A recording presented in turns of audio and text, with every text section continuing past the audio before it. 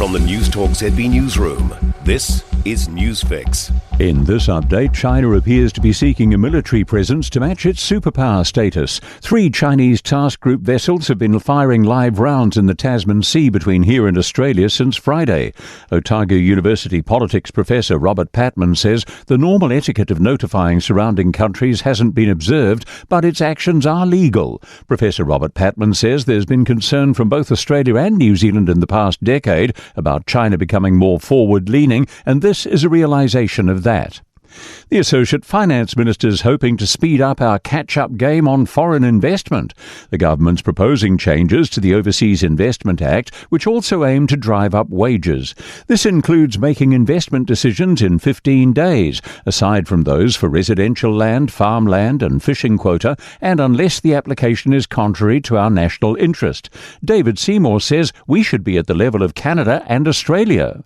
They're both English-speaking common law countries that are kind of new world societies, not sort of old Europe or old Asia. And those guys are liberalising their approach to foreign investment. Israel has pushed back the release of hundreds of Palestinians it's taken prisoner, citing a need for further security reviews. It was set to release the 620 Palestinians in exchange for Hamas releasing 6 hostages.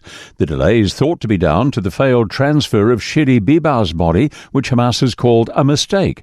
The BBC's Mark Lowen says there's huge mistrust between the two sides, even though the ceasefire deal is holding. The message from here on Hostages Square from the loved ones of the families is very much to their government that they want the government to stick by the ceasefire agreement. A person has died in Timaru following a crash, which likely happened overnight but was discovered only some time later at midday.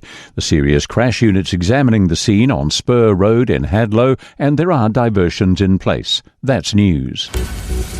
In sport, Football Ferns captain Annalie Longo is pleased with her side's performance in their 1-1 draw with Costa Rica in their international friendly in San Jose. Costa Rica scored first in the 20th minute before New Zealand's India Paige Riley equalised just before half-time. Longo encouraged by the effort. Obviously we would have liked to get the win today, but in saying that, we've been here 3 days together. It's a new group of players. I think you saw fresh energy. I thought in patches we played some really good football, I think it's something to work off. Black Caps quick Kyle Jamieson is certain his rebuilt body will excel at international level.